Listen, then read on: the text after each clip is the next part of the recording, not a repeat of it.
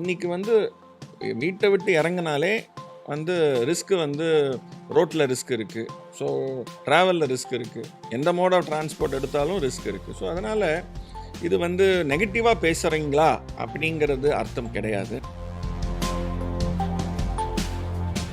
இன்சூரன்ஸை வந்து அதில் நிறைய பேருக்கு ஒரு கன்ஃபியூஷன் இருக்குது. ஒன்று வந்து அதை ஒரு செலவாக நினைக்கிறாங்க. ரெண்டாவது வந்து இது எப்படி இன்வெஸ்ட்மெண்ட் ஆகும் அப்படின்னு இது. இன்னொன்று வந்து இது எப்படி ப்ரொடெக்ஷன் ஆகும் அப்படின்னு ஒரு கன்ஃபியூஷன். ஸோ இதுக்கு மூணுக்கும் ஒரு விளக்கம் கொடுக்கலாம். நான் இன்ஷூர் பண்ணுறேன், ஒரு என்டோமெண்ட் பாலிசி எடுக்கிறேன்னு வச்சுக்கோங்களேன். It's a protection for me. ஆனால் நான் என்டோஸ்மெண்ட் பாலிசி எடுத்துட்டு அது எனக்கு பெனிஃபிட் இல்லையே, நான் எதுக்கு பண்ணணும் அப்படின்னு சொல்லி. நாம் இருக்கிற வரைக்கும் அவங்க பாதுகாப்பாக உணர்வாங்க. நாம் இல்லாத போது அப்போ எதை அவங்கள பாதுகாக்கும்? எஃப்டிஐ இன் இன்சூரன்ஸ் கம்பெனிஸ் வந்து லிமிட்டை இன்க்ரீஸ் பண்ணிட்டாங்க. அப்போனா ஃபாரின் இன்சூரன்ஸ் கம்பெனிஸ்லாம் வந்து இந்தியாவில் வந்து இனிமேல் வந்து நிறைய இன்சூரன்ஸ் கம்பெனிஸ் இனிமேல் வரப்போகுது. இன்றைக்கி வந்து 40 வயசில் ஹார்ட் அட்டாக்கில் டிக்கெட் வாங்குறவங்க, கன்ஃபார்ம் டிக்கெட் வாங்குறவங்க இருக்காங்க. ஓகே, 70-80 வயசு ஆனாலும் நல்ல ஹேல் அண்ட் ஹெல்த்தியாக இருக்கிறவங்களும் இருக்காங்க. அப்போது வித்தியாசம் எங்கே வருது? வித்தியாசம் லைஃப் ஸ்டைலில் தான். ஸோ டேக்ஸ் சேவிங்கை வச்சு ஒருத்தர் இன்சூரன்ஸ் விற்கிறாருன்னா மிஸ் செல்லிங். இன்வெஸ்ட்மெண்ட்டில் இவ்வளோ ரிட்டர்ன்ஸ் வரும், உங்களுக்கு 20% 30% ரிட்டர்ன் வரும், 3 வருஷத்தில் வரும், 5 வருஷத்தில் வரும், மிஸ் செல்லிங். ரிஸ்க்கை பற்றி பேசுகிறாரா? Correct selling. ப்ரொடெக்ஷனை பற்றி பேசுகிறாரா? Correct selling.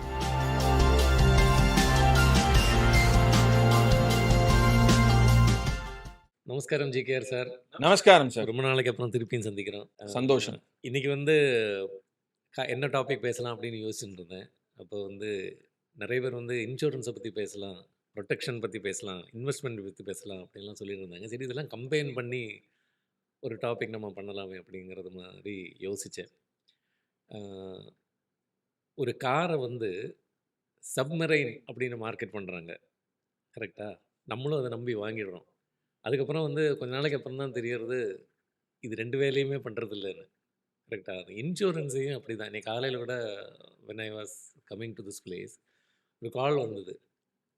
சார் நல்ல இன்வெஸ்ட்மெண்ட் இருக்குது சார், பண்ணுறீங்களா அப்படின்னு சொல்லி கேட்டேன். சரி, என்ன இன்வெஸ்ட்மெண்ட் அப்படின்னா, கார் டிரைவிங் தானே பண்ணிருப்போம், கேட்குறோம் அப்படின்னு சொல்லிட்டு, என்ன இன்வெஸ்ட்மெண்ட் அப்படின்னு கேட்டப்போ இன்சூரன்ஸ் அப்படின்னு சொன்னாங்க.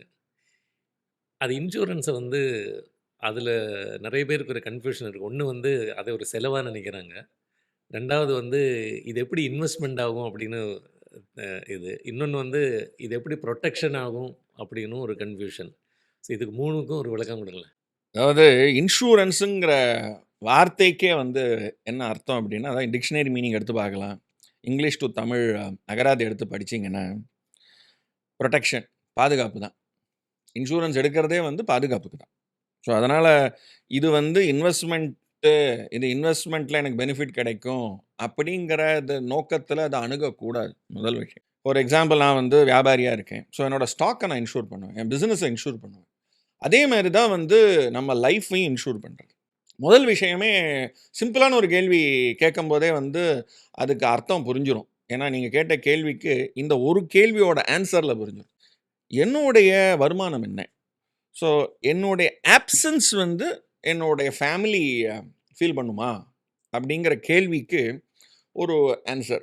20 மடங்கு 15 மடங்கு ஆண்டு வருமானம். ஸோ என்னோட ஆண்டு வருமானம் வந்து 10 லட்சம், என் ஆண்டு வருமானம் 12 லட்சம் அப்படின்னு இருக்கும்போது அதை 20 மடங்கில் பெருக்கினீங்கன்னா, ஸோ 12 lakhs into 20 years, அப்போது 2 crore and 40 lakhs.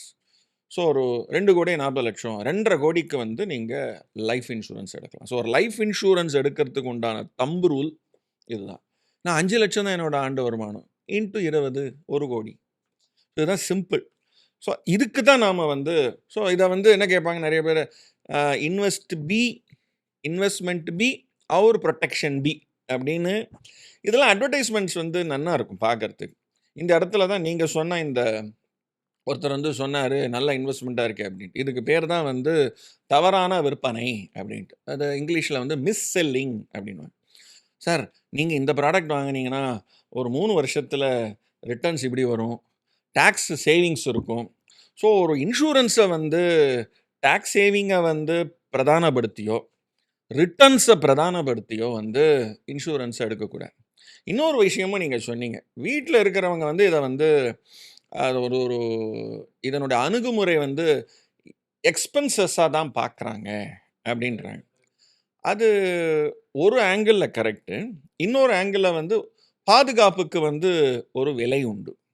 ஸோ என்ன சுத்தி நான் வந்து ஒரு அரண் கிரியேட் பண்ணணும். என்னுடைய ஃபேமிலிய சார்ந்த என்ன சார்ந்தவங்களுக்கு ஸோ அ நான் பாதுகாப்பு ஏதாவது குடுக்கணும்.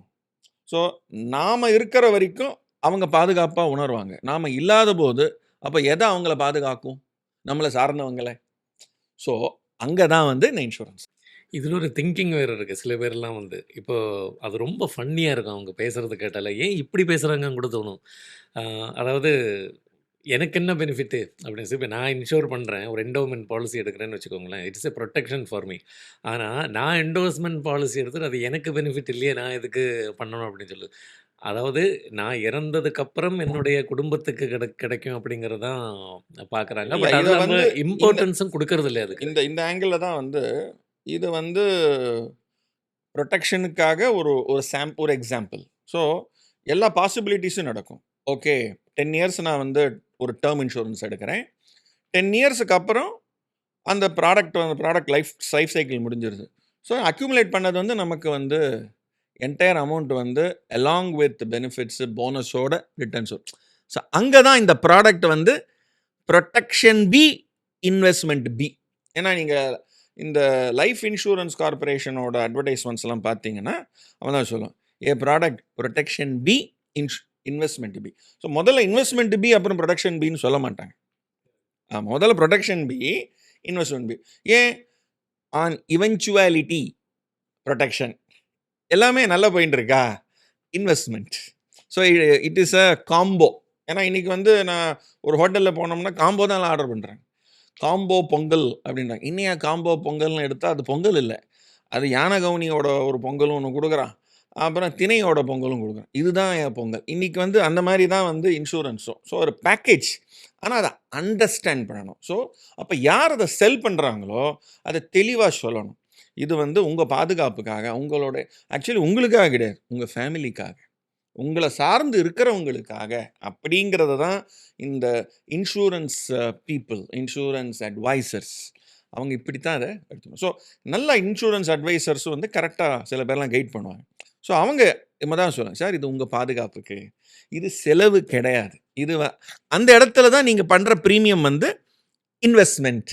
அப்படிங்கிற அதனால தான் அது புரொடெக்ஷன் பி, இன்வெஸ்ட்மென்ட் பி. என்ன கேட்டா நான் இன்னொரு எக்ஸ்டெண்டுக்கு ஒரு ஸ்டெப்பு மேலேயே சொல்லுவேன். அதாவது வந்து இப்ப நீங்க ஒரு ஒரு ஃபேமிலி, ஒரு குடும்பத்தினரோட நீங்க வந்து இந்த இன்வெஸ்ட்மெண்ட்ட டிஸ்கஸ் பண்ற டைம்ல, இல்லன்னா இன்சூரன்ஸ் டிஸ்கஸ் பண்ற டைம்ல, நீங்க யாரு இன்சூர் செய்யப்பட வேண்டுமோ, அவங்க கிட்ட மட்டும் இந்த டிஸ்கஷன் எடுத்துட்டு போனா, எனக்கு தெரிஞ்சு அதில ஒரு பயன் இல்லை. அதாவது அந்த குடும்பத்தினருக்கும் இதோட பெனிஃபிட் என்ன அப்படின்னு தெரிஞ்சாச்சுனாக்கா, அந்த இன்சூரன்ஸில சப்ஸ்கிரைப் பண்றது கொஞ்சம் ஈஸியா இருக்கும். அந்த வில்லிங்னஸ் வந்து ஜாஸ்தியா இருக்கும். அதாவது இன்சூரன்ஸ் வந்து லைஃப் கவரேஜ் மட்டும் கிடையாது.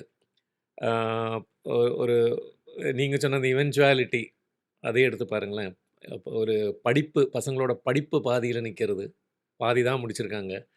ஹவுசிங் லோனு பாதியில நிக்கிறது. அதுக்கு வேற புரொடெக்ஷன் பண்ணியிருந்தா ஃபைன். பண்ணல அப்படின்னா, அதோட இஎம்ஐ அது இது பிரின்சிபல் அவுட்ஸ்டாண்டிங்லாம் பாதி தான் முடிச்சிருக்காங்க.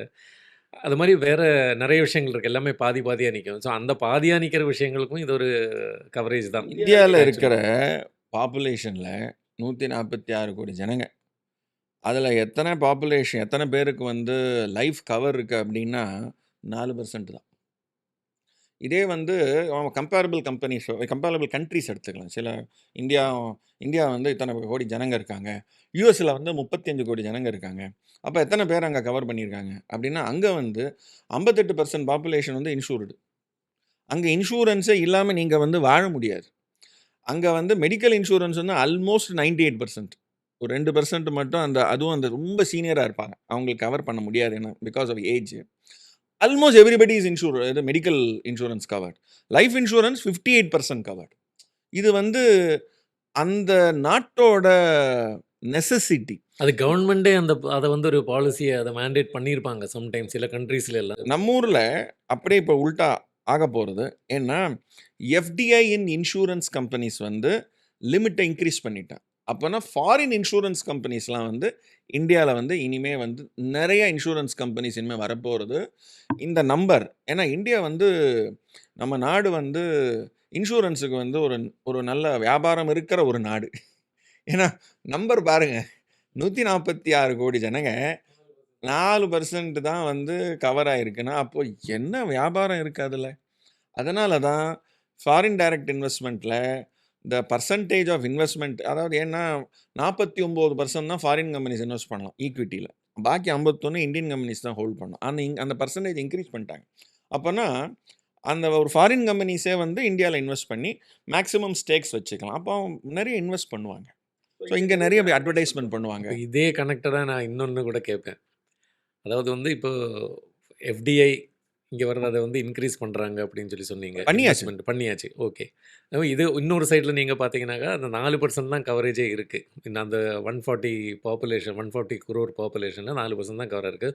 ஸோ அதை வந்து ஆப்பர்ச்சுனிட்டி ஒரு சைடில் அவங்களுக்கு which they are trying to exploit அப்படின்னு தான் சொல்லுவேன். அது வந்து நம்ம வந்து அதை அண்டர்ஸ்டாண்ட் பண்ணி படிச்சுட்டு எதுக்கு நான் அந்த இன்சூரன்ஸ் பண்ணிக்கணும் அப்படின்னு சொல்லிட்டு நம்ம பண்ணலாம். இதில் ஒரு கொஸ்டின் என்ன அப்படின்னு கேட்டிங்கனாக்கா, இதை நான் ஒரு பிஸ்னஸ்னே சொல்கிறேனே. அப்போ இந்த பிஸ்னஸ் அப்படின்னு சொல்கிறத இதில் பெனிஃபிட் அடையிறவங்க யார்? இன்சூரன்ஸ் கம்பெனிஸா இல்லை இன்சூரன்ஸ் பண்ணப்படுறவங்களா? 2 பேருமே. 2 பேருக்குமே பெனிஃபிட் உண்டு. ஏன்னா அவங்களுக்கு வியாபாரம். ஸோ 100 பேரை இன்சூர் பண்ணால் 100 பேருக்கும் கிளைம் வராது.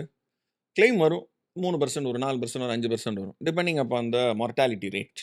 அதுதான் வந்து மார்ட்டாலிட்டி ரேட் வந்து அதாவது டெத் ரேட்டுன்னு சொல்கிறது. அதான் அவங்களோட ரிஸ்க்கு. ஆனால் பாக்கி 90% 95% அவங்களுக்கு வருமானம் தானே. ஸோ இன்சூர்டு பர்சன்ட்டுக்கு, இன்சூரன்ஸ் எடுக்கிறவங்களுக்கு ப்ரொடெக்ஷன் பி, இன்வெஸ்ட்மெண்ட் பி. அது மாதிரி வந்து இதுலேயே வந்து இந்த அப்போ ப்ரொடெக்ஷன் இல்லைன்னு வச்சுக்கோங்களேன். இன்றைக்கி வந்து நான் இன்சூரன்ஸை எடுக்கலை, அப்போது இன்றைக்கி வந்து வீட்டை விட்டு இறங்கினாலே வந்து ரிஸ்க்கு வந்து ரோட்டில் ரிஸ்க் இருக்குது. ஸோ ட்ராவலில் ரிஸ்க் இருக்குது, எந்த மோட் ஆஃப் டிரான்ஸ்போர்ட் எடுத்தாலும் ரிஸ்க் இருக்குது. ஸோ அதனால் இது வந்து நெகட்டிவாக பேசுகிறீங்களா அப்படிங்கிறது அர்த்தம் கிடையாது. ப்ரொடெக்ஷனுங்கிறது ஹெல்மெட் போட்டுட்டு போகிறோம் டூ வீலரில், அது வந்து ரெகுலேஷனுக்காக நீங்கள் பண்ணுறீங்களா இல்லை உங்களுக்காக? போலீஸ்க்காக பண்ணுறவங்களும் இருக்காங்க. ஆமாம், இல்லை அது அந்த மாதிரி ஒரு கேள்வி கேட்டேன். இதே சரி நீங்கள் சிங்கப்பூர் போங்க, சிங்கப்பூர் போனால் சைக்கிளில் போனாலும் நீங்கள் வந்து ஹெல்மெட் போட்டு தான் போகணும். அதுக்கு அந்த சைக்கிளுக்குன்னு ஒரு ஹெல்மெட் ஒன்று இருக்கும், அந்த மாதிரி ஹெல்மெட் போட்டு போகணும். அப்போ அங்கே ரெகுலேஷனுக்காக போடுறாங்களா இல்லை உங்கள் பாதுகாப்புக்காக போகிறீங்களா அப்படின்னு கேட்டிங்கன்னா, எல்லோரும் ரெகுலேஷன் எதுக்காக வருதுன்னா பழக்கப்படுத்துறதுக்காக தான் ரெகுலேஷன் வருது. உங்களை வந்து கஷ்டப்படுத்துறதுக்காக ஒரு ரெகுலேஷன் கிடையாது. அதை பழக்கப்படுத்தணும். இப்போ டெய்லி போட்டுன்னு போனீங்கன்னா அதை பழகிடும். ஸோ அதுக்காக உங்கள் பாதுகாப்புக்காக தான் ஹெல்மெட்டு. அப்போது இன்சூரன்ஸும் உங்கள் பாதுகாப்புக்காக தான். ஸோ அது செய்கிறவங்களுக்கும் பெனிஃபிட் இருக்கணும், அதனால தான் ப்ரீமியம். இப்போ நிறைய பேர் வந்து இன்சூரன்ஸ் பண்ணுறச்சே டைமில் இந்த ப்ரீமியம் எனக்கு தெரிந்த மணி பேக் கேரண்டி எல்லாம் இருக்கிற மாதிரி ஒரு இதெல்லாம் இருக்குது. ஸோ அந்த ப்ரீமியம் வந்து எனக்கு திருப்பி கிடைக்குமா, இல்லை அதில் ஏதாவது பெனிஃபிட் ஆட் பண்ணிவிட்டு எனக்கு திருப்பி கிடைக்குமா? நேச்சுரலி போனஸ் உண்டு, போனஸ் உண்டு. ஏன்னா உங்களுடைய அங்கே தான் லைஃப் ஸ்டைல். நான் டெய்லி நான் வந்து யோகா பண்ணுறேன், வாக்கிங் பண்ணுறேன், ஜிம்மு போகிறேன், என்னோடய ஹெல்த் ஹேபிட்ஸ், என்னோடய ஃபுட் ஹேபிட்ஸை நான் வந்து ப்ராப்பராக வச்சுக்கிறேன். 7 மணிக்கு மேலே நான் சாப்பிட மாட்டேன். ஸோ நான் வந்து 6 மணி நேரம் 7 மணி நேரம் மினிமம் நான் தூங்குவேன். இப்படிலாம் இருந்தால் உங்கள் லைஃபோட மார்ட்டாலிட்டி ரேட் ஜாஸ்தி ஆகும். ஸோ இன்றைக்கி வந்து 40 வயசுல ஹார்ட் அட்டாக்கில் டிக்கெட் வாங்குறவங்க, கன்ஃபார்ம் டிக்கெட் வாங்குறவங்க இருக்காங்க. ஓகே, 70-80 வயசு ஆனாலும் நல்ல ஹேல் அண்ட் ஹெல்த்தியாக இருக்கிறவங்களும் இருக்காங்க. அப்போது வித்தியாசம் எங்கே வருது? வித்தியாசம் லைஃப் ஸ்டைலில் தான் வருது. அதனால தான் அவங்க வந்து பார்த்த உடனே உங்கள் ஏஜ் என்ன, ஓகே, ஏஜ் ஜாஸ்தி ஆகும்போது அவங்க வந்து உங்களுடைய டாக்டர் சர்டிஃபிகேட்லாம் கேட்பாங்க, நீங்கள் எந்த அளவுக்கு வந்து மெடிக்கலி ஃபிட்டாக இருக்கீங்க அப்படின்ட்டு. ஸோ அதனால் லைஃப் ஸ்டைல் வந்து இருந்ததுன்னா protection B, investment P. Medical checkup பண்ணினா தான் இன்சூரன்ஸ் அப்படிங்கிற இதுவும் இருக்குது. It is based on the age. அது ஒரு கம்பெனி ஒரு மாதிரி வச்சுருக்காங்க. வேற ஒரு பாயிண்ட் இங்கே என்ன அப்படி நம்ம டிஸ்கஸ் பண்ணோம் அப்படின்னு கேட்டால், அதில் முக்கியமான விஷயம் அந்த அந்த ஃபார்மில் நீங்கள் சொல்லணும் உங்களுக்கு என்னென்ன ஹெல்த் இது பேட் ஹேபிட்ஸ் இருக்குது அப்படின்னு கேட்பாங்க. எதுன்னு சொல்கிறது அப்படின்னு கேட்பாங்க. என்ன பேட் ஹேபிட்ஸ் இருக்குது, உங்களுக்கு என்னென்ன ஹெல்த் டிசீசஸ்லாம் இருக்குது அப்படின்னு கேட்பான். ஸோ அதனால் அங்கே உண்மையை சொல்லணும். அந்த இடத்துல நாம் வந்து உண்மையை மறைச்சிட்டு பின்னாடி வந்து கிளைம் பண்ணும்போது, இத நீங்க முன்னாடியே சொல்லல. சொல்லியிருந்தா நாங்க அந்த கவர் பண்ணியிருப்போம். அந்த கவர் நாங்க பண்ணல. ஸோ, இங்க தான் மிஸ் செல்லிங் வருது. ஸோ, தவறான செல்லிங் அதாவது உண்மைய சொல்லிட்டு ரேஷியோ அங்க தான் அடிபடுது. ஆமா. ஆக்சுவலா வந்து சொல்லாம நாம வந்து பண்ணணும். என்னோட பிரீமியம் கம்மியாகும் அப்படிங்கிறது இல்ல. Protection P. ஏன்னா அதையும் அவன் கவர் பண்றான். அந்த ரிஸ்க்கையும் அவன் கவர் பண்றான். பாயிண்ட் நான் இன்சூரன்ஸ் எடுக்கிறேன்னா, என் ரிஸ்க்க வந்து கவர் பண்ணணும். ஸோ, இன்னைக்கு வந்து ஒரு சிம்பிள் எக்ஸாம்பிள் சொல்றேன். ஆ என்ன பண்ணுவாங்கன்னா, இதே வியாபாரி என்ன பண்ணுவாங்கன்னா, ஸ்டாக் வந்து என்கிட்ட வந்து 20,00,00,000 ஸ்டாக் இருக்கும். 20,00,00,000 நான் வந்து ஸ்டாக் இன்சூரன்ஸ் எடுத்தேன்னா, பிரீமியம் ஜாஸ்தி. நான் என்ன பண்ணுவேன், நான் 5,00,00,000 தான் ஸ்டாக் இன்சூரன்ஸ். நானும் இன்சூரன்ஸ் எடுத்தேன் அப்படின்னு இன்சூரன்ஸ் பாலிசி இருக்கும். அமௌண்ட்ட பார்த்தா 5,00,00,000. ஆனா புக்ல இருக்கிற ஸ்டாக்கு 20,00,00,000. ஸோ ஃபயர் ஆயிடுத்து, தெஃப்ட் ஆயிடுத்து அப்படின்னா, உங்களுக்கு கிளைம் வந்து நான் 20,00,00,000க்கு எனக்கு கிளைம் போட முடியுமா? அவன் என்ன கிளைம் வாங்கிப்பான். நீங்க வந்து 5,00,00,000க்கு தான் இன்சூர் பண்ணியிருக்கீங்க. So it is under insurance அப்படின்னு சொல்லி அப்படின்னா என்ன அர்த்தம்னா, ஆக்சுவலா அதுவே என்ன ஆகும்னா, அப்போ எனக்கு 5,00,00,000 கிடைக்குமான்னா, இல்ல. நீங்க ஸ்டாக்ல நீங்க வந்து 25% தான் இன்சூர் பண்ணியிருக்கீங்க. ஸோ உங்களுடைய இதுலயும் 25% தான் குடுப்பேன். அப்ப 5,00,00,000லயும் 25% தான் குடுப்பான். ஸோ இந்த இடத்துல தான் வந்து உண்மை, ட்ரஸ்ட்டு, கான்ஃபிடன்ஸு, இன்டெகிரிட்டி சொல்றது நேர்மையா சொல்லணும். ஏன்னா, you are protecting your risk. Risk என்ன? நம்ம வடிவேலு ஒரு படத்த சொல்லலாம். எனக்கு ரஸ்க் சாப்பிடுற மாதிரி அப்படின்னுவாரு. ஸோ அது வந்து ரிஸ்க் வந்து எடுங்க. ஆனா கால்குலேட்டடா எடுங்க. அது என்ன கால்குலேட்டட் ரிஸ்க்? ஒண்ணு நீங்களே உங்களுக்கே வந்து அந்த பாதுகாப்பு இருக்கணும். இல்லன்னா transfer the risk to somebody. அதுக்கு பேர் ரிஸ்க் ட்ரான்ஸ்ஃபர்ன்னு பேர். ட்ரான்ஸ்ஃபரிங் த ரிஸ்க் தான் டூ இன்சூரன்ஸ் கம்பெனி. அவன் எடுத்துக்கிறான். அப்போ ரிஸ்க் என்னங்கிறது நான் அவனுக்கு சொல்லணும். இது பர்சன் டு பர்சன் வித்தியாசப்படும். Ladies, children, senior person, okay 20 வயசு ஆளு, 35 வயசு, 40 வயசு, ஆளு டு ஆளு, அந்த age to age, geography to geography risk மாறும். லைஃப் ஸ்டைலை பொறுத்து ரிஸ்க் மாறும். சார் கடைசியாக ஒரு கொஸ்டின் கூட கேட்டுக்கிறேன் நம்ம முடிக்கிறதுக்கு முன்னாடி. இந்த நமக்கு நிறைய கால்ஸ் வருது, ரிலேட்டிவ்ஸ் எல்லாம் வந்து சொல்கிறாங்க இந்த இன்சூரன்ஸ் எடு, அந்த இன்சூரன்ஸ் எடு அப்படின்னுலாம் சொல்லிட்டு. ஸோ பேசிக்கலி இந்த கால்ஸில் நம்ம இந்த கால்ஸ் ரிசீவ் பண்ணுற டைமில் இந்த இன்சூரன்ஸ் பிச் பண்ணுற டைமில் இது மிஸ் செல்லிங் அப்படின்னு நம்ம எப்படி கண்டுபிடிப்போம்? ப்ரொடெக்ஷனை பற்றி சொல்லாமல் இருந்தால் அது மிஸ் செல்லிங் தான். அப்படின்னா என்ன? ரிஸ்க்கை பற்றி பேசணும். சார் உங்களோட ஹெல்த் ரிஸ்க் என்ன, இந்த ரிஸ்க் என்ன, பிஸ்னஸ் ரிஸ்க் என்ன, ரிஸ்க்கை பற்றி பேசணும். ரிஸ்க் மேனேஜ்மெண்ட்டை பற்றி பேசணும். நம்பர் 1. 2வது அப்போனா பாசிட்டிவ் சைடு என்ன, ரிஸ்க் மேனேஜ்மெண்ட்டை பற்றி பேசணும். 2வது ப்ரொடெக்ஷனை பற்றி பேசணும். 3வது எதை பற்றி பேசக்கூடாது? டாக்ஸ் பிளானிங்கை பற்றி பேசக்கூடாது. டாக்ஸ் சேவிங்கை பற்றி இன்சூரன்ஸையும் டாக்ஸையுமே கிளப் பண்ணக்கூடாது. Tax is incidental. அது வந்து ஒரு perquisite. Tax is a luxury. நான் ஒரு பொருள் வாங்கினா அந்த பொருளோட எனக்கு ஒரு பேக்கேஜிங் கிடைக்கும், ஒரு பை கிடைக்கும். எக்ஸ்ட்ரா பை கேட்டிங்கன்னா கொடுப்பான். ஆனால் வாங்குறது அந்த பைக்காக வாங்குறீங்களா? இல்லை. ஆனால் நான் ஒரு நகை கடைக்கு போனால் எனக்கு ஏதாவது ஒரு கிஃப்ட்டு கொடுப்பாங்க. கிஃப்ட்டுக்காக நகையை வாங்குகிறோமா? சார் உங்களுக்கு வந்தீங்கன்னா உங்களுக்கு ஒரு ப்ரெஷர் குக்கர் கிஃப்ட்டு கொடுக்குறோம். ப்ரெஷர் குக்கருக்காகவா நான் அதை வாங்குகிறேன்? இல்லை. அந்த மாதிரி தான் டாக்ஸ் சேவிங். ஸோ டாக்ஸ் சேவிங்கை வச்சு ஒருத்தர் இன்சூரன்ஸ் விற்கிறாருன்னா மிஸ் செல்லிங். இன்வெஸ்ட்மெண்ட்டில் இவ்வளோ ரிட்டர்ன்ஸ் வரும், உங்களுக்கு 20% 30% ரிட்டர்ன் வரும், 3 வருஷத்தில் வரும், 5 வருஷத்தில் வரும், மிஸ் செல்லிங். ரிஸ்க்கை பற்றி பேசுகிறாரா? Correct selling. ப்ரொடெக்ஷனை பற்றி பேசுகிறாரா? Correct selling. தேங்க்ஸ். ஏன்னா இதை பார்க்குறவங்களுக்கும் வந்து இந்த மாதிரி நிறைய கொரீஸ் இருக்கும். இல்லையா அதை பற்றி யோசிச்சிருக்க மாட்டாங்க. ஸோ அவங்களுக்கு இது கண்டிப்பாக ஒரு பெனிஃபிட்டாக போயிருக்குன்னு நினைக்கிறேன். ஸோ இன்றைக்கி இன்சூரன்ஸை பற்றி பேசினோம். ரொம்ப தேங்க்ஸ் இங்கே வந்ததுக்கு. ரொம்ப தேங்க்ஸ் இந்த இன்ஃபர்மேஷன்ஸ் கொடுத்ததுக்கு. நன்றி, வணக்கம்.